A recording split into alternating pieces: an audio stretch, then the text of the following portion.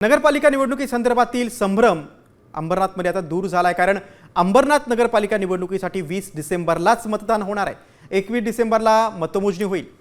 सुधारित वेळापत्रकानुसार निवडणुका होणार असल्याची माहिती आता निवडणूक अधिकारी उमाकांत गायकवाड यांनी दिली आहे।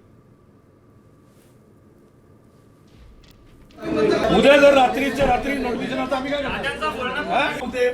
बाकी अजून काय थांबवलं ना आम्हाला आमचा प्रचार पोस्टल मतदान पण थांबवलं. हा पोस्टल मतदान थांबवलंय। सूचना या 29/11 आहेत। त्याचा अर्थ जसा की बदलापूरची परिस्थिती स्पेसिफिक नाहीये ना, आपल्या अंबरनाथचं थांबवा म्हटलेलं नाही। आपण थेट जाऊया, आमचे प्रतिनिधी मयुरेश कडव आपल्याशी फोनद्वारे जोडले गेलेत। मयुरेश, संभ्रम दूर झालाय, अंबरनाथमध्ये आता 20 डिसेंबरलाच मतदान होणार आहे।